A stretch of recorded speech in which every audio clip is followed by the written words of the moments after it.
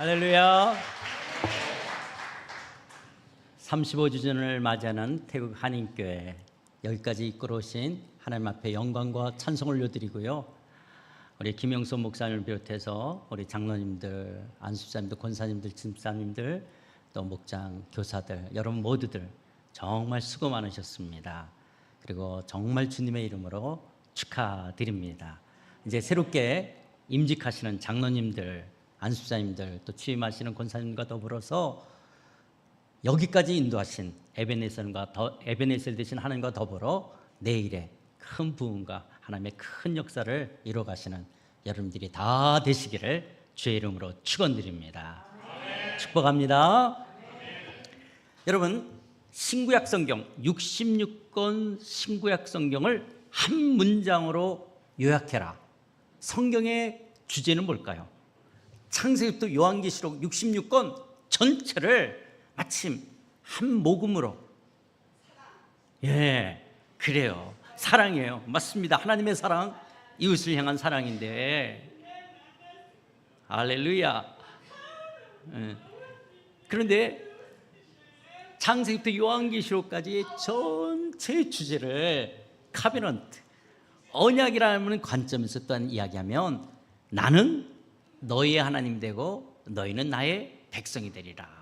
그것을 신약 성경에서는 나는 너희의 아버지가 되고 너희는 나의 아들이 되리라. 이 아들이라고 하는 것은요, 생물학적 남자 여자를 말하는 것이 아니라 하나님의 나라를 상속, 후사로 그 하나님의 부요하심과 넉넉하심과 충만하심을 누려가는 상속, 후사라고 해서 아들이라고 표현하는 거예요. 그러니까 여기 계신 자매님들도 성경에서는 뭘로 표현할까요?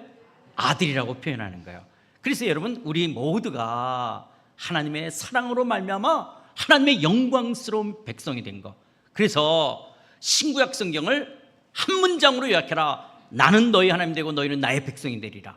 나는 너희의 아버지가 되고 너희는 나의 아들이 되리라. 하나님은 왕이시다. 이것이 신구약 성경의 주제예요. 하나님은 왕이시다. 하나님이 왕이시다. 그래서 여러분, 골로새서 1장 13, 14절은 우리의 구원을 이렇게 이야기합니다. 골로새서 1장 13, 14절인데요. 눌러주십시오. 뒤에 사역자. 그가 하나님이 우리를 흑암의 권세에서, 무슨 권세에서? 흑암의 권세, 죄의 저주와 형벌의 권세, 사단의 권세에서 모아사 건져내사. 여러분, 주 예수를 믿으라. 그러면 너와 네 집이 구원을 얻으리라. 구원이란 말과 비슷한 말이 뭐죠? 구조한다, 구출한다. 주 예수를 믿으라. 그러면 너와 네 집이 구출되리라, 구조되리라, 구원 얻으리라. 자, 어디로부터 구출 구조되냐?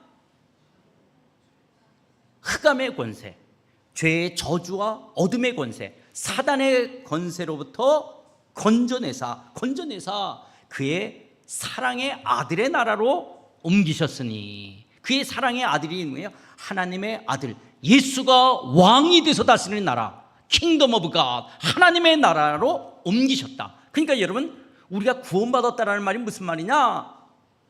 하나님의 나라의 백성이 됐다라는 거예요. 하나님의 나라의 백성, 하나님의 나라의 자녀가 되어졌다라고 하는 거예요. 그런데 왜 제사함이라고 말하냐? 거룩하신 하나님과 우리는 사귐을 가질 수가 없어요. 하나님을 하나님으로 여기지 아니하고 내가 왕노릇하고 내가 주인 노릇한, 그래서 내가 지었던 죄로 거룩하신 하나님과 우리가 사귐을 가질 수가 없었는데, 예수님의 피값이 지불되어지고 예수 그리스도의 십자가의 보혈로 우리를 의롭다 하시고 우리를 하나님과 교제하는, 그래서 하나님의 영광스러운 백성, 하나님의 아들, 딸이 되게 한 것, 이것을 구원이다, 죄사함을 받았다라고 이야기하는 것이죠. 그래서 속량이라는 것은 예수님의 피값이 지불되어지고 우리를 사서 하나님의 영광스러운 자녀, 하나님의 영광스러운 백성 되게 하셨다라고 말합니다. 그렇다면 우리가 신앙생활하는 것은 뭐냐? 이제 하나님 나라 백성답게 살아가는 거예요. 하나님 나라 백성답게 산다는 거예요. 그런데 여러분, 우리가 하나님의 나라라고 배우기보다는 우리는 어릴 때부터 천국이라는 말을 많이 들었어요. 그래서 우리가 천국, 예수 믿고 죽어서 천국 간다 이러는데, 사실 66권 성경 중에 천국이라는 단어는 어디에만 나오죠? 제가 한 7, 8년 전에 와서 한번 집회했던 것 같은데요, 여러분 66권 성경 중에 천국이라는 단어는 66권 중에서 어디에만 나온다고요? 마태복음에만 나옵니다. 마태복음. 이게 정말 놀라운 것이죠. 저는 모태신앙으로 자랐는데요, 정말 교회에서 세뇌되다시피 들었던 단어가 예수천당, 천당과 천국인데, 천당이라는 단어는 66권 성경에 없고요, 우리 한국 성경에는 없고 중국 성경에 2번 나오고요, 히브리서와 베드로전서. 그리고 천국이라는 단어는 마태복음에만 기록되어 있습니다. 예외구절 디모데후서 4장 18절, 그것도 헬라어로 보면 그런 뜻이 아니고요. 그리고 마가, 누가, 요한, 사도행전에서는 다 하나님의 나라라고 이야기해요. 그래서 우리는 천국으로, 하나님 나라보다는 천국이라는 말로 배웠기 때문에 자꾸 우리는 죽어서 가는 내세적인 것으로만 우리는 하나님 나라를 오해하게끔 되어졌어요. 여러분, 우리가 죽으면 천국 가겠죠. 천국이 있음을 믿으세요? 근데 어디 있죠, 천국이? 수금지화, 목토, 천해명, 명왕성에서 한 10만 년 막 더 가면 거기 있어요? 지옥은 있어요, 없어요? 어디 있죠, 지옥은? 목성에서 가요? 지옥은 화성에서 가요? 아니면 지구 가운데? 성경은 우리가 흔히 말하는 죽어서 가는 천국과 지옥을 지리적, 영토적 개념으로 이야기한 구절은 하나도 없어요. 그냥 반드시 있지만 어디 있는지는 성경은 말하고 있지 않죠. 도리어 천국이라는 말이 뭐냐, 마가, 누가, 요한, 사도 바울은 다 하나님 나라 그러는데 마태만 하나님 나라라는 말을 4번만 하고는 천국이라고 말했어요. 왜 그러냐면 마태복음은 마태가 기록했는데 유대인들을 염두에 둬서 기록한 거예요. 너희들이 잡아 죽인 저 예수가 바로 하나님의 아들 메시아였어. 그 예수님이 하나님의 아들 메시아였다라는 것을 이야기하기 위해서 예수님의 족보와 탄생과 예수님의 사역과 순환과 부활 승천을 다뤄서 유대인들에게 이야기하는 거예요. 근데 유대인들은 율법을 지키는 사람들이었어요. 여러분, 율법 중에 10계명, 10계명 중에 제3계명이 뭐죠? 여호와의 이름을 망령되이 부르지 말라 그랬죠. 그러니까 유대 사회 속에서는 여호와라는 이름을 부르는 사람이 있을까 없을까요? 아무도 없는 거예요. 아무도 발음할 수가 없었죠. 그렇죠? 그래서 여호와라는 이름에 대체어가 있었어요. 마치 우리가 결혼하기 전에 이름을 부를 수도 있지만 자기, 아가야, 오빠, 결혼한 다음에 기영이 엄마, 기영이 아빠 이렇게 하는 대체어가 있는 것처럼 여호와의 이름을 망령되이 부를 수가 없기 때문에 여호와라는 이름의 대체어가 하늘이었어, 하늘. 그래서 탕자가 아버지 앞에 돌아오면서 뭐라 그래요? 하늘과 아버지께 절했다. 그 하늘 그러면 유대 사회는 다 들어요. 여호와 하나님. 그래서 마태가 하나님이라는 표현도 잘 안 쓰고 하늘 그런 거예요. 그러면 마태는 하늘 그러면 유대인들은 다 어떻게 알아들어요? 여호와 하나님, 하나님으로 알아듣는 거예요. 나라, 바실레이아, 히브리어로 말구트 그러면 전부 다 이스라엘 사람들은 다스린다, 통치, 왕권, 치세 이렇게 알아듣는 거예요. 그런데 그 마태복음을 한자 문화권에 와서 번역을 한 거예요. 한자 문화권에서 번역하니까 하늘, 그러면 유대인들은 다 하늘, 그럼 누구로 알아듣는 거예요? 여호와 하나님. 그런데 번역을 하늘천, 하늘천으로 번역했기 때문에 우리는 수금지화, 목토, 천해명, 저 스카이를 생각한 거예요. 거기다가 또 나라, 그러니까 지리적, 영토적 개념으로 나라국자를 쓴 거예요. 그런데 우리 신앙의 한국 사람의 1세대들은 한자를 읽을 줄 아니까 중국 성경을 보니까 히브리서와 베드로전서에 천당이라는 단어가 2번 나와요. 우리 한국 성경에는 그냥 하늘이라고 나오는데 중국 성경만 천당. 그러니까 우리 1세대 한국의 어르신들은 예수천당, 불신족, 이 천당이라는 말로 우리가 천국을 이야기하면서 도교적 개념의 천당을 생각했어요. 옥황상제가 이렇게 박스에다가 굿을 달아서 이거 뒤집어 쓰고 거기에 이제 시녀들이 이렇게 막 부채질하고 있는 이런 개념으로의 우리가 천당, 천국을 이미지화한 거예요. 성경은 전혀 그렇게 이야기하는 것이 아니에요. 하나님이 다스린다, 내가 왕이야, 이 말을 천국이라고 이야기하는 거예요. 그래서 천국이라는 말이 뭐냐? 천국이란, 지금 이거 누가 누르세요? 이거 누가? 예. 얼굴 한번 들어보세요. 예, 너무너무 수고하세요. 아주 고마워요. 예, 예. 자, 제 말 놓치지 말고 잘 따라오세요. 뒤에서 이거 누르시는 분. 천국이란, 같이 한번 읽어볼까요? 자, 시작. 천국이란 단순히 죽어서 가는 내세, 좋은 파라다이스, 하늘에 있는 어느 공간, 그 정도를 말하는 것이 아니라 10의 23승 넘는 광활한 우주 전체에 있는 별들을 내가 만들었고 내가 다스린다라는 하나님의 통치, 하나님의 왕권의 상태를 말하는 것을 천국, 그것을 마가, 누가, 요한, 사도 바울은 하나님 나라라고 말하는 거예요. 그러니까 하나님 나라, 천국이라는 무슨 말이냐? 자, 하나님 나라, 천국이라는 말은 무슨 말이냐? 하나님의 다스림, 하나님의 통치, 왕권을 가리키는 용어가 천국이라는 말이에요. 천국, 그러면 하나님이 통치한다, 이 말이 천국이라는 말이에요. 그렇다고 오해하면 안 돼요. 죽어서 가는 천국과 지옥은 있어요, 없어요?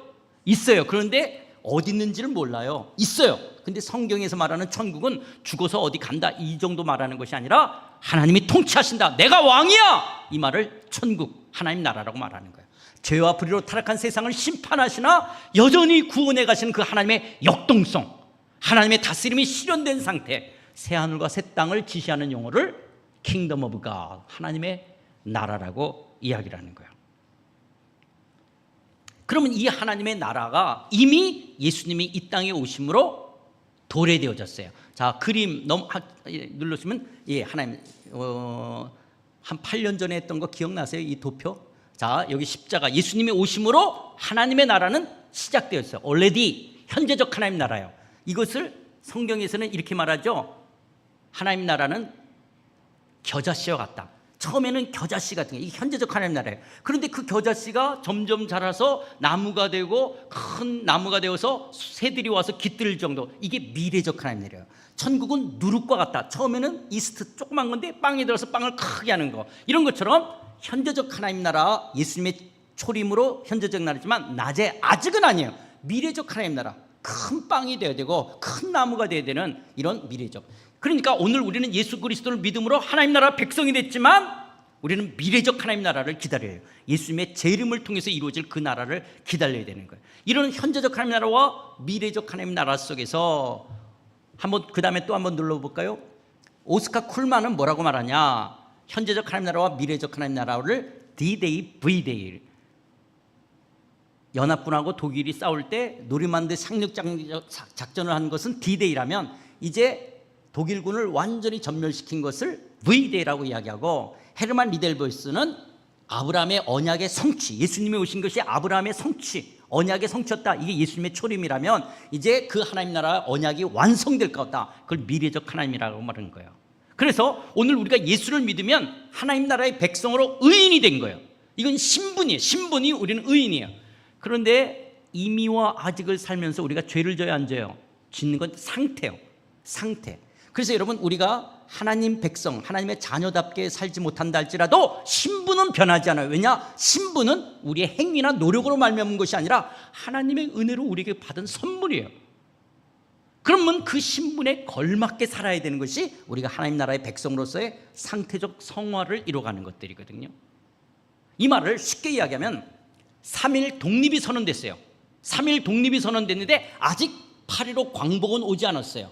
그런데 반드시 광복의 날이 올 거야, 이 소망을 갖고 만주벌판과 상하이에서 임시정부를 꾸리며 살아갔던 독립군이 있는 것처럼 기독교인이 된다. 기독교인은 이미와 아직 속에 이 땅에서 여러분, 우리 모두는 영적 독립군으로 살아가는 거예요. 우리는 예수님을 모심으로 하나님 나라의 백성이 됐어요. 이미 하나님 나라, 우리는 3.1 독립을 선언했어요. 그러나 아직 8.15 광복이 오지 않았어요. 예수님은 아직 재림하지 않았어요. 그렇기 때문에 이 땅에서 우리의 인생은 영적 독립군처럼 살아가는 거예요. 영적 독립군으로 살아간다는 자체가 고난인 거예요. 그래서 예수 믿는다는 자체는 사실은 고난이에요. 그런데 우리가 하나님의 나라의 백성이다, 하나님은 왕이시다 할 때, 하나님은 왕이시다라는 말 속에 내재된 말이 있어요. 내재된 뜻이 있어요. 그게 뭐냐? 하나님이 당신의 백성을 책임지신다. 우리가 하나님의 자녀가 될 때 우리를 책임지시겠다는 거예요. 언제까지? 미래적 하나님 나라까지. 우리를 당신의 열심으로 미래의 영광스러운 나라까지 이끌어 가시겠다는 거예요. 그러면 여러분, 하나님이 나를 책임지시면 어려움도 없고 아픔도 없고 고통도 없어야 된다고 생각하는데, 이 땅에 있는 나는 마치 독립군들처럼 고난이 우리에게도 여전히 찾아올 수가 있는 거예요. 여러분, 우리가 세월호 사건이 있고 이태원 참사 사건이 있게 되어지고 또 무안에서 제주항공이 무너지고 할 때 뭐 제주항공 요번에 그것 때문에 좀 덜 나왔지만 옛날에 세월호나 이태원 참사 때 이런 말이 있죠. 국민이 이게 나랍니까? 이런 말 있죠. 이게 나랍니까? 이 말은 국민의 세금을 통해서 살아가는 대통령이라든지 장관 위정자들이라든지 국회의원들은 국민의 안전과 안녕을 책임져야 돼요. 그런데 대통령이나 위정자들이나 국회의원들이 국민의 안전과 안녕을 책임지지 못하고 그 역할을 못할 때 터져 나오는 말이 이게 나랍니까? 라는 말이 나오는 거예요. 근데 사실 사람들이 어떻게 국민의 안전과 안녕을 책임지겠어요? 그 역할을 제대로 못했다, 성실하게 열심히 못했다, 그래서 하는 말이 이게 나랍니까? 그러는 거예요. 그러나 하나님의 나라는 하나님은 책임지신다는 거예요. 우리가 예수 그리스도를 내 마음의 구주와 주님으로 모셔드리고 우리가 하나님의 나라의 백성이 된다면 하나님은 우리의 평생을, 그것을 단순히 이 땅에서 잘 먹고 잘 사는 정도가 아니라 미래의 영광스러운 나라까지 우리를 책임지시겠다라고 하는 거야. 그 하나님의 열심이 2025년 여러분의 인생을 하나님이 책임지시고 여러분의 내일을 이끌어 가실 줄 믿습니다. 그런데 아픔과 눈물과 어려움이 있을 수 있는 거예요. 여러분, 하나님이 세월호를 빠뜨렸어요? 하나님이 이태원 참사를 일으키셨어요? 절대 그렇지 않은 거예요. 그래서 이런 어려움을 당하는데 그리스도인들도 어려움을 당할 때 가장 마음 아파하시는 분이 하나님이시죠. 여러분의 가정에 원치 않는 고통과 어려움을 겪을 때 하나님이 제일 마음 아파하시죠. 그러나 그런 우리를 향하여 미래 영광스러운 나라, 눈물이나 사망이나 아픔이나 곡한이 없는 그 나라를 바라보며 영적 독립군으로서의 오늘의 삶을 잘 이겨가도록 성령의 디나미스로 우리와 함께 하시는 분이시죠. 또 우리가 하나님은 왕이시다 라고 하는 말 속에 또 들어가 있는 뜻이 있어요. 하나님은 왕이시다 라고 하는 말이 뭐냐, 그 왕이신 하나님은 전지전능하신 하나님이시라는 거예요. 그 왕이신 하나님이, 전지전능하신 하나님이 당신의 주권적 섭리로 우리의 삶을 이끌어 가신다라는 거예요. 여러분, 죄가 들어오기 전 에덴 동산에 하나님께서는 창세기 2장 15절에 이렇게 말씀합니다. 여호와 하나님이 그 사람을, 아담을 이끌어 에덴 동산에 두어 그것을 경작하게 했다. 아담을 이끌어서 에덴 동산으로 오게 하신 분이 하나님이세요. 또 창세기 2장 19절, 여호와 하나님이 흙으로 각종 들을 만드시고 아담이 무엇이라 이름을 부르려 보시고 그에게 이끌어 가시니 아담이 각 생물을 부르는 것이 곧 그의 이름이 되니라. 그래서 생물들의 이름을 진다는 것은 생물들을 규명하는 거예요. 이게 뭔가라고 하는 그런 지혜가 아담에게 있고 그런 일, 그런 노동, 그런 일을 했댔죠. 또 창세기 2장 22절에 보면 여호와 하나님이 아담에게 취하신 그 갈빗대로 여자 하와를 만드시고 그를 아담에게로 이끌어 오시니. 그러니까 여러분, 에덴 동산, 죄가 들어오기 이전 에덴 동산에 하나님은 인간의 거주지, 어디서 사냐, 무슨 일을 하냐, 누구를 만나냐, 이끌어 오시는 거예요. 주권적 섭리로 이끌어 가시는 거예요. 하나님의 주권적 섭리로 이끌어 가시는 거예요. 또 하나님이 당신의 구원 역사를 이루어 가실 때도 여호수아 24장 3절에 뭐라 그러냐, 내가 너희의 조상 아브라함을 강 저쪽에서 이끌어. 여호수아 24장 3절, 이제 한 번만 정신 안 차리면 그 다음에는 이제 격려가 아니고 강 저쪽에서 이끌어내어 가나안 온 땅에 두루 행하게 하고 이끌어. 아브라함을 이끌어내신 분도 하나님이셔서 당신의 역사를 이뤄 가시기도 하고, 요한복음 6장 44절에서도 나를 보내신 아버지께서 이끌지 아니하시면 아무도 내게 올 수 없으니 이끌어. 그래서 우리의 구원 전체가 하나님의 주권적 섭리로 이끌어져 가는 거예요. 하나님의 역사에 가시는 것들이에요. 여러분, 하나님이 당신의 주권적 섭리로 우리를 이끌어 가신다고 해가지고 우리의 인생이 그 하나님이 우리를 로봇처럼, 우리는 어떤 의지나 우리의 결정권이 없고 그냥 기계적으로 우리는 반응해야 되고 어떤 운명론적으로 다 짜여진 각본대로 살아가는 거, 절대로 그것이 아니에요.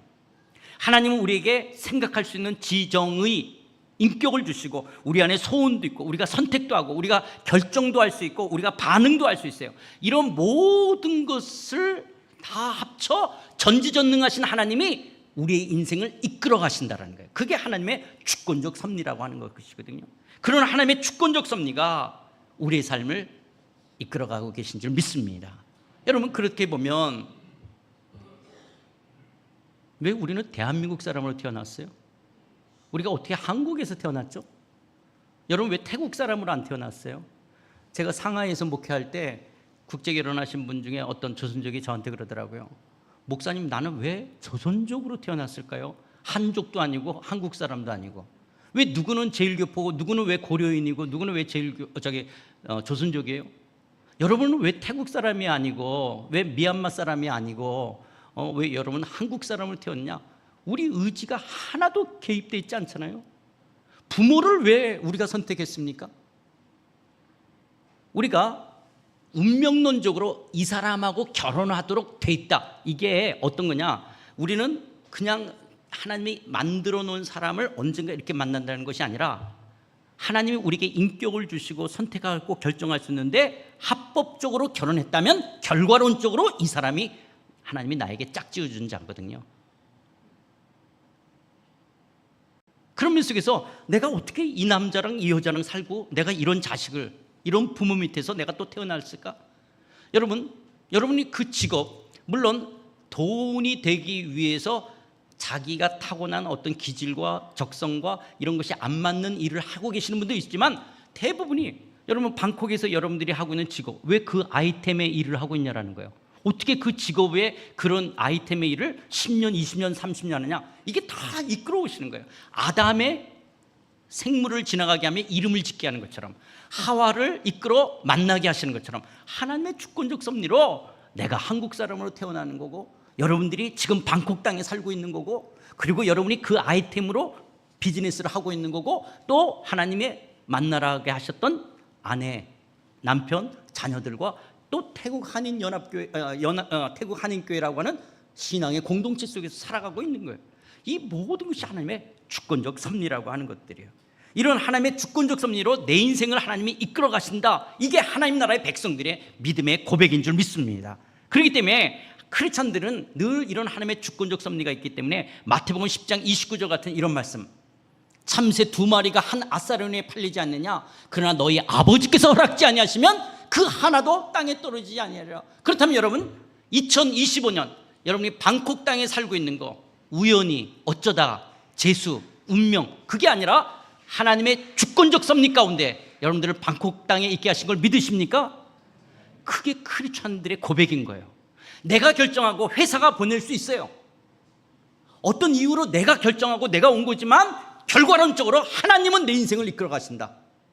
그걸 믿는 거예요. 그런데 여러분, 우리의 선택과 결정, 때로는 내가 잘못된 선택과 결정도 할 수 있어요. 그런데 우리는 그리스도인들은 뭘 또 고백하냐? 로마서 8장 28절 말씀처럼 우리가 알거니와 하나님을 사랑하는 자, 곧 그의 뜻대로 부르심을 입은 자들에게는 모든 것이 합력하여 선으리라. 이 모든 것이라는 것들 속에서는 나의 선택과 결정도 있지만 때로는 나의 잘못된 선택과 결정도 있을 거예요. 심지어는 죄도 있을 수 있지만 전지전능하신 하나님이 내 인생의 걸음을 이끌어 가신다는 걸 믿는 거예요. 그렇다면 결코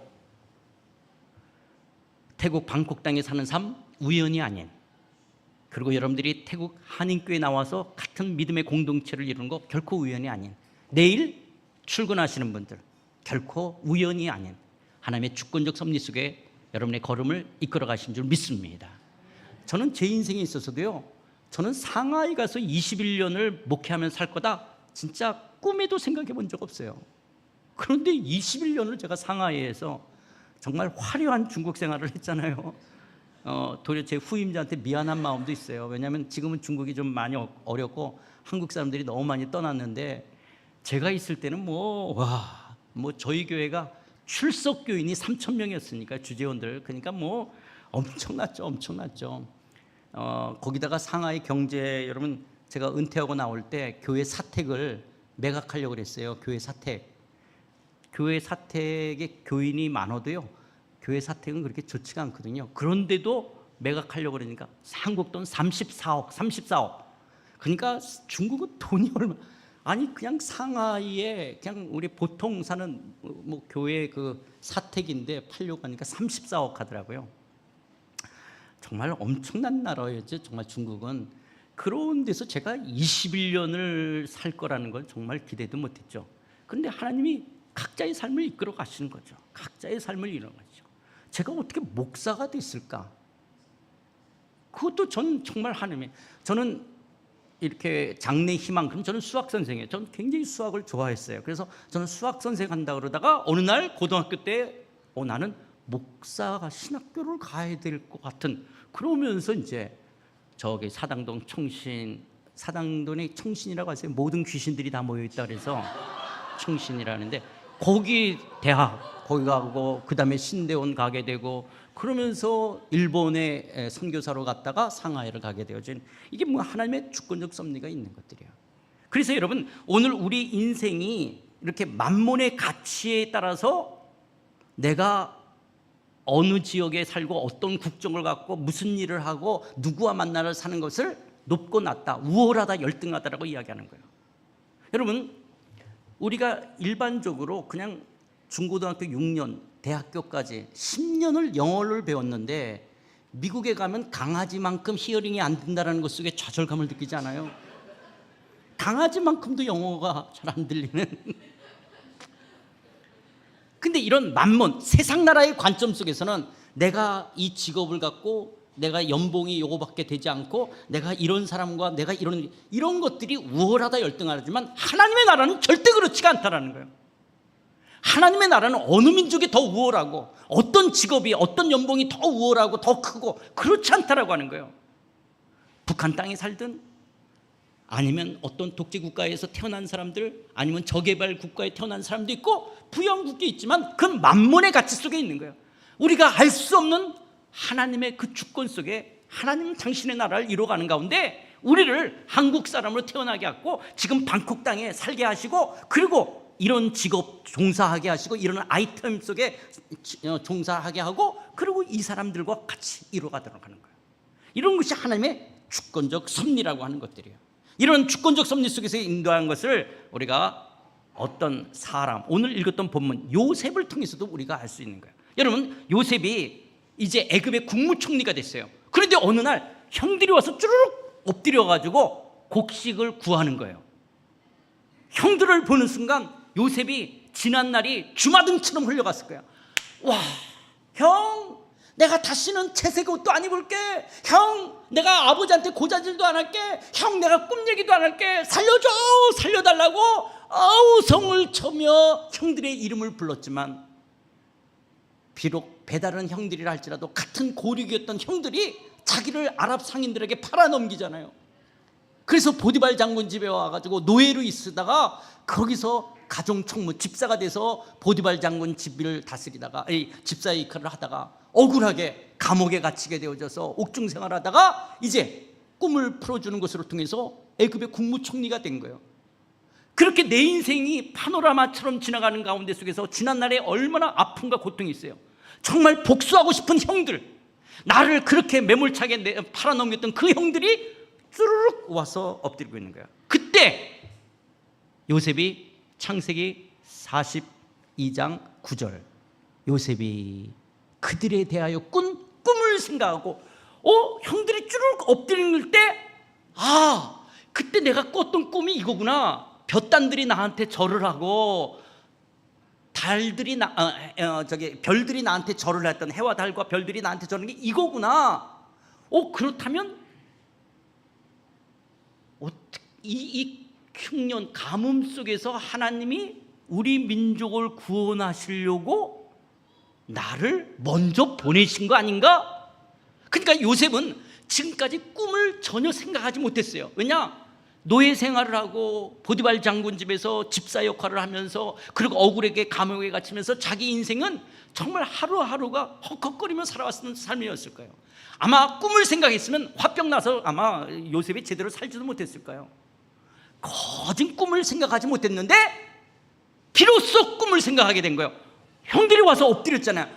그렇다면 이게 볕단들이 나한테 절을 하고 이게 별들이 나한테 절을 한다는 게 이걸 말하는 거구나. 그래서 요셉의 꿈은 형들을 복수하고 죽이지 않게 하는 하나님의 손길이었죠. 그래서 그 꿈을 통해서 어떻게 하냐? 지금 45장 5절, 당신들이 나를 이곳에 팔았다고 해서 근심하지 마소서, 한탄하지 마소서. 하나님이 생명을 구원하시려고 나를 당신들보다 먼저 보내셨다라고 해석하면서 7절, 하나님이 큰 구원으로 당신들의 생명을 보존하고 당신들의 후손을 세상에 두시려고 나를 당신들보다 먼저 보내셨나이다. 그래서 하나님께서 나를 먼저 보내셨다라고 생각하면서 그 보내셨기 때문에 하나님의 어떤 뜻, 이스라엘 민족을 애굽에 오게 하고 그리고 나중에 출애굽하자 하나님의 구원 역사를 이루어가시려고 하는 이 놀라운 구원의 역사 속에 요셉이 쓰임받게끔 되어지는 거죠. 그래서 창세기 45장 8절에 이렇게 말합니다. 그런즉 나를 이리로 보낸 이는 당신들이 아니요 하나님이시라. 하나님이 나를 바로에게 아버지로 삼으시고 그 온 집의 주로 삼으시며 애굽 온 땅의 통치자로 삼으셨나이다. 그러니까 요셉은 내가 팔린 인생이 아니라 보내셨다라는 하나님의 주권적 섭리로 자기 인생을 해석하게 되어지는 거예요. 눈에 보이는 현실이 아니라 내 인생 뒤에 배후에서 내 인생을 이끌어 가시는 그 하나님의 손길. 아, 그렇구나. 이 가뭄 속에 우리 민족을 구원하려고 나를 먼저 보내신 거구나. 그러니까 형들이 나를 판 게 아니라 하나님이 하셨구나. 그래서 요셉은 자기 인생의 주어가 하나님인 거예요. 나는 하나님 앞에서 목적인 거예요. 여러분들은 여러분의 인생의 주어가 누굽니까? 내 인생을 내가. 여러분, 우리가 술 취한 사람한테 운전 핸들을 맡기지 않잖아요. 여러분, 우리가 살면 살수록 자기 자신이 얼마나 불완전하고 내가 얼마나 형편없고 내가 얼마나 부족한지를 느끼잖아요. 그런 내가 내 인생을 핸들링한다. 그런데도 우리의 죄성은 내가 자꾸 주어가 되려고 하는 것이죠. 그러나 하나님의 나라의 백성들은 하나님의 전지전능하신 그 주권적 섭리를 믿기에 하나님이 내 인생의 주어가 되고 나는 목적어가 되는 거예요. 요셉은 철저하게 하나님이 큰 구원을 이루시려고, 하나님이 생명을 구원하시려고, 하나님이 바로의 아버지로 삼으시고 하나님이 자기 인생을 이끌어갔다. 요셉 자기는 목적어라고 생각하는 거예요. 그런데 여러분, 팔렸다라고 생각하면 어떻게 되냐? 미움과 상처예요. 그 형들에게 지난날 받았던 상처, 나를 어떻게 팔아넘길 수가 있어요? 아무리 내가 채색 옷을 입고 아버지한테 고자질을 한다고 해서 어떻게 나를 팔아넘겨요? 자기 동생을. 그런 형들을 원망하고 복수해야 돼요. 죽여버려야 돼요. 그런데 보내줬다라고 해석이 되니까 그 형들을 용서하고 지난날의 상처로부터 자유함을 누리면서 그 보내진 목적, 사명을 생각하게 됩니다. 왜 하나님이 나를 애굽 땅에 보내셨지? 그 목적, 그 하나님의 구원 역사를 이뤄가는 그 사명을 감당하게 되어지는 거예요. 그렇다면 여러분들은 왜 방콕에 있습니까? 여러분, 방콕에 사는 것이 팔려서 오시면, 나는 팔려서 이 방콕 땅에 있습니다. 내가 어쩌다 내 인생이, 내 운명이. 진짜 인간적으로 팔려서 오신 분도 있을 거예요. 아마 자본주의에 의해서 연봉에 팔려서 오신 분도 없지 않아 있을 거예요. 그러면 방콕에서 삶이 여러분이 힘들 거예요. 어떤 원망과 복수심이 있을 거예요. 그러나 표면적으로 어떤 결정에 의해서 내가 팔린 것처럼 온다 할지라도 하나님은 내 인생을 당신의 주권적 섭리로 인도해 가신다면 여러분이 방콕 땅에 있는 거 하나님의 특별한 목적과 사명인 보내진 자의 삶인 줄 믿습니다. 여러분들이 내일 회사로 출근하시는 분, 진짜 내일 회사를 출근하시면서 정말 먹고 살아야 되는 생계수단, 아니면 좀 성공하고 출세하는 입신양면, 이것 때문에 내일 출근한다. 여러분의 인생의 가치와 의미가 어디 있는 거예요? 그러나 내가 이 직업에, 이 아이템에 내가 이 일을 하는 거 단순한 생계수단, 먹고 살고 성공하고 출세하고 자식들 키우려는 여기에 머무는 것이 아니라 내 이 직업 속에 하나님의 뜻이 있고 거기에 하나님이 나를 이 직업 속에서 이루실 목적이 있다 그러면 내일 여러분의 출근은 의미가 있고 가치가 있을 줄 믿습니다. 내가 어쩌다가 이 인간을 만나서 내가 이 시댁에 팔렸는가? 구정이 얼마 전에 지나갔지만 여러분들 구정 때 시어머니, 시아버지한테 통화하신 분 아마 전화 다 하셨겠죠? 그 전화 안 하시고 막 하시는 분들 중에 왜냐? 내가 이 인간을 만나가지고, 왜 나이가 들수록 여자들은 남편을 인간이라고 말해요? 그건 참 이 인간을 만나서 내가 시댁에 팔렸다라고 해석하면 시어머니, 신우와의 관계는 해결되기가 어렵죠. 때로는 미움, 상처, 복수 이런 것들이 되어질 수 있어요. 그러나 이 남편을 만나서 나를 시댁으로 보내셨다라고 해석하면 시어머니, 시누의 관계는 해결되어지는 거예요. 팔렸다. 늘 나는 시댁에 팔렸다 그러니까 시금치도 안 먹고 시편도 안 읽고 하여튼 시자만 들어가면 다. 근데 보내줬다라고 하면 벌써 태도가 달라질 거 아니에요. 내가 이 아내를 만나서 장인, 장모, 시대 이 처갓집에 보내줬다라고 할 때 내가 사위로서 나에게 어떤 뜻이 있는지, 내가 어떻게 장인, 장모님을 향하여 처갓집을 향해서 내가 어떤 일을 이루어야 될든지, 이게 보내진 자로 살아가는 것이죠. 여러분, 김용선 목사님이 지난 30여 년 태국 땅에서 내가 어쩌다가 태국 한인교회 팔려와가지고 그렇게 해서 머리도 다 빠져가지고 이렇게 한다. 그러면 여러분, 김 목사님이 얼마나 자기 인생이 비참하게 느껴지겠어요. 그런데 김 목사님의 열정이 뭐냐? 보내줬다라고 하는 거예요. 보내줬다라고 하는 것 속에 한인교회만 아니라 이 태국교회를 섬기고 이 태국의 선교를 위해서 삶을 드리려고 하는 열정으로 다른 박제로 오는 거 아니에요? 오늘 우리들의 모두의 삶이 팔린 인생이 아니라 보내진 인생인 줄 믿습니다. 예수님께서도요, 아버지께서 나를 보내신 것처럼 나도 너희를 보내노라. 우리 모두가 보내진 삶인 줄 믿습니다.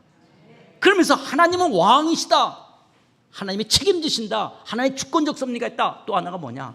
그분이 우리와 임마누엘로 이미와 아직 속에 함께 하신다는 거예요. 임시정부를 살아갔던 독립군처럼 우리가 영적 독립군으로 이미와 아직을 살아가는 동안 임마누엘로 그분이 함께 하신다는 거예요. 여러분, 요셉이 보디발 장군 집에 있을 때 어떻게 보디발 장군의 그 역할을 감당할 수 있겠냐? 히브리서 11장 넘기시고요. 창세기 39장 2절 3절 보세요. 창세기 그 다음 거 창세기 39장 2절 3절은 요셉과 함께 하심으로 그와 함께 했다. 또 39장 21절 요셉과 함께 하시고 그에게 인자를 더하사 간수장에, 또 39장 23절 이는 여호와께서 요셉과 함께 하시느니라. 그러니까 보디발 장군 집에서도 하나님이 요셉과 함께 했고 옥중에서도 함께 하셨고 국무총리로 함께 하신 거예요. 여러분, 요셉이 원래 직업이 양을 치는 목동이었어요. 그런데 막내, 어쨌든 베냐민도 있지만 거짓 막내였기 때문에 형들이 주로 그런 유목 가축을 길렀다고요. 그렇던 요셉이 어떻게 국무총리가 돼서 한 나라의 2인자로서 역할을 할 수가 있죠? 그게 뭐냐? 요셉이 보디발 장군 집에서 노예 생활하고 가정총무, 집사가 됐잖아요. 거기서 뭘 배워요? 가정집사로서 한 집안을 살림살이를 하면서 애굽의 문화와 애굽의 경제를 배우게 되는 거예요. 요셉이 억울하게 감옥에 가서 뭘 배워요? 감옥에서 애굽의 법률, 애굽의 정치를 배우게 되어지는 거예요. 그 요셉이 이런 애굽의 문화와 경제와 정치와 법률을 배우는 것이 그가 국무총리가 됐을 때 2인자의 역할을 감당할 수 있도록 그분이 하나님이 한 번도 떠나지 않고 함께 하신 거예요.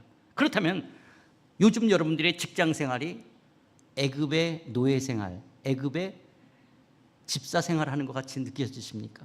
아니, 억울하게 여러분 옥에 갇힌 일을 하고 있는 것처럼 느껴지십니까? 어떤 분은 국무총리 같은 역할을 하고 있는 것처럼 느껴지시는 분도 계실 거예요. 그러나 여러분이 어떤 상황이든 하나님은 임마누엘로 함께하고 계심을 믿습니다. 그분이 우리와 함께 하신다는 거예요. 절대 떠나고 버리지 않으시고 우리를 미래의 영광스러운 나라까지 우리를 이끌어 가실 줄 믿습니다. 그런데 요셉의 꿈 할 때 우리는 자꾸 요셉의 꿈을 어떤 우리가 생각하는 비전, 어떤 이런 것으로 자꾸 상향주전 같이 하는데, 여러분, 요셉은 꿈을 자다가 꾸어졌지, 내가 내 인생 어떻게 살아야 될까, 자기 인생을 그린 게 아니라 그냥 자다가 꾸어진 꿈이에요. 요셉은 국무총리가 되는 게 자기 꿈이 아니었어요. 국무총리가 된 거는 어떻게 보면 하나님의 나라를 보내진 자로서의 어떤 수단과 역할이었을 뿐이에요. 요셉의 진정한 꿈은 뭐였냐? 우리 저기 PPT 히브리서 11장 22절 좀 한번 눌러주실까요? 히브리서 11장 22절. 히브리서 11장에 보면 믿음의 장, 믿음의 사람들을 이야기하는데 히브리서 11장에서 요셉 이야기는 이거밖에 없어요. 믿음으로 요셉은 임종시에 죽을 때 이스라엘 자손들이 떠날 것을 말하고 또 자기 뼈를 위하여 명하였다. 이것을 여호수아에서 보게 되고 창세기에 보면 뭐냐? 이스라엘 자손들에게 너희들이 언젠가 출애굽할 때 내 해골, 내 뼈를 메고 나가다 할 것을 부탁하는 거예요. 요셉은 화려한 매장지가 있는 애굽 땅의 2인자였어요. 그러나 내가 애굽에 묻힐 자가 아니라 비록 척박한 땅이지만 하나님의 언약이 실현돼야 될 그 가나안 땅에 자기가 묻혀야 된다라고 하는, 그래서 요셉의 진정한 꿈은 가나안이었던 거예요. 국무총리는 하나의 수단과 역할이었던 거예요. 오늘 이 세상의 만몬의 가치는 국무총리가 되라고 말하는 거예요. 여러분, 국무총리 역할도 할 수 있어요. 아니, 대통령도 할 수 있어요. 재벌이 될 수도 있어요. 아니면 여러분이 풀빵 장사도 할 수 있고 사글세방에 살 수도 있는 거예요. 사람들이 별로 주목하지 않는 만몬의 가치 속에 열등한 그런 삶을 살 수도 있어요. 그러나 그것은 만몬의 가치가 우리를 그렇게 평가하는 것이지 하나님은 절대 그렇지 않다는 거예요. 여러분들이 어떤 위치에 어떤 역할을, 내가 대한민국 사람으로, 그리고 내가 이런 어떤 직업에 종사하며 내가 이 사람들과 함께 하면서 그 위치가 포지션이 높든 낮든 크든 많든 전혀 관계없이 오늘 우리 모두의 비전은 하나님의 나라, 우리의 꿈은 하나님의 나라인 줄 믿습니다. 마라나타, 반드시 예수님은 재림할 것이고 반드시 미래적 하나님 나라가 완성될 것이라는 이 예수 그리스도의 재림, 마라나타, 다시 아멘 주 예수 오시옵소서. 그러면 하나님의 나라를 꿈꾸며 오늘 2025년 우리를 이스라엘 이 태국 방콕 땅에서 여러분이 만나는 이 믿음의 공동체, 가족과 이 태국 한인교회 성도들과 더불어 여러분이 속한 일터 속에서 하나님 나라를 이루어가시는 여러분들이 다 되시기를 주의 이름으로 축원드립니다. 팔린 자가 아니라 보내진 자로서 임마누엘 되신 그 하나님을 의뢰하며 승리하며 살아가는 여러분들 되시길 주의 이름으로 축원드립니다. 그렇다면 이 시간 우리 기도할 때 첫 번째는, 하나님, 제 인생이 팔려서 방콕 땅에 있는 것이 아니라 어떤 이유, 어떤 상황으로 방콕 땅에 왔다 할지라도 나의 인생 보내진 자인 줄 믿습니다. 우리의 결혼을 통해서도 양가 집안에 내가 보내진 자고, 오늘 내가 이 직장 월급이, 연봉이, 회사가 왜 이 모양이라고 현실적으로 우리가 원망하고 불평할 수 있지 모르지만, 그러나 내 인생의 걸음걸음을 인도하신 주님 안에서 보내진 자로서의 사명 감당하기를 원합니다. 특별히 하나님, 태국 한인교회 하나님 35주년을 맞이하고 이제 새로운 임직자를 세우게 하셨사오니, 하나님, 이 태국 한인교회 우리를 보내셨사오니 하나님, 우리를 통해서 하나님의 뜻 이루게 하여 주시옵소서. 우리를 통해서 한국 사람들뿐만 아니라 태국 사람들이 주 앞에 돌아오며 열방이 주 앞에 돌아오는 아름다운 선교적 교회로서 태국 한인교회 쓰임받게 하여 주시옵소서. 다 같이 함께 통성으로 함께 기도하시겠습니다. 하나님 아버지, 그렇습니다. 우리의 인생이 팔린 인생이 아니라 보내진 인생인 것을 감사함을 드립니다. 내 인생의 걸음걸음을 주관하시며 우리의 삶을 이끄시니가 여호와 하나님이신 줄 믿습니다. 자기 자신의 인생을 바라보면서 하나님의 팔린 자처럼 때로는 미워하고 때로는 복수해야 될 것 같고 원망하고 불평하며 살아가는 것이 아니라, 내 인생의 삶, 나를 한국 사람으로 태어나게 하시고 나에게 이런 직업을 갖게 하시고 이 사람들과 만나게 하시고 이 공동체를 이루게 하신 그 하나님 앞에서 하나님의 보내진 자로서의 사명과 목적을 이루며 살아갈 수 있는 의미 있고 가치 있는 인생 될 수 있도록 하나님, 사랑하는 성도들을 축복해 주시옵소서. 특별히 35주년을 맞이하는 태국 한인교회를 복되게 하사 하나님의 보내진 자로서의 그 사명 이뤄가게 하여 주시옵소서. 세워진 우리 김용성 목사님과 더불어 아버지 온 교육자들과 온 임직자들이 하나님 앞에 재직들이 주 하나님의 나라를 위해 드려지며 선교의 사명을 감당하는 귀한 재단 될 수 있도록 이 재단을 복되게 하여 주시옵소서. 하나님 아버지, 아버지께서 나를 보내신 것처럼 나도 너희를 보낸다라고 말씀하시는 것처럼, 하나님, 우리의 걸음이 우연히 어쩌다 운명이나 팔자가 아니라 하나님의 주권적 섭리 속에 우리가 보내진 인생을 이 땅에 살아가는 줄 믿습니다. 만몬의 가치 속에서, 눈에 보이는 현실 속에서 크고 작고 많고 적고 높고 낮고라고 하는 것을 속에서 내 인생을 열등하다 우월하다고 바라보는 것이 아니라, 하나님 보내진 자로서 하나님의 나라를 꿈꾸며 우리의 진정한 인생의 비전인 미래의 영광스러운 나라를 꿈꾸며 하나님의 나라를 이뤄가는 데 쓰임받는 하나님의 사람들로 쓸 수 있도록 하나님, 우리 모두를 축복해 주시옵소서. 특별히 태국 한인교회 하나님의 35주년을 맞이하며 여기까지 인도하신 에베네셀 되신 하나님이 아버지 세우지신 당신의 임직자들과 더불어 온 성도들과 더불어 내일을 향하신 하나님의 귀한 뜻을 이루어드리는 우리 김용선 목사님 모든 재직들을 다 되게 하여 주시옵소서. 떠나지도 버리지도 않으시는 임마누엘 주님이 사랑하는 성도들을 함께 하실 줄 믿습니다. 하나님의 이들이 주의 이름을 모일 때마다 하나님의 임재와 영광이 드러나게 하시고 모일 때마다 말씀의 양육과 훈련을 통하여 믿음의 신앙의 성장과 성수들을 이루며 거듭나는 사람들이 더해져 가게 하시고 말씀의 치유와 회복이 일어나게 하여 주시고 하나님 나라와 복음을 위하여 헌신하는 하나님의 일꾼들이 가득한 귀한 제단 되게 하여 주시옵소서. 예수님의 이름으로 기도드리옵나이다. 아멘.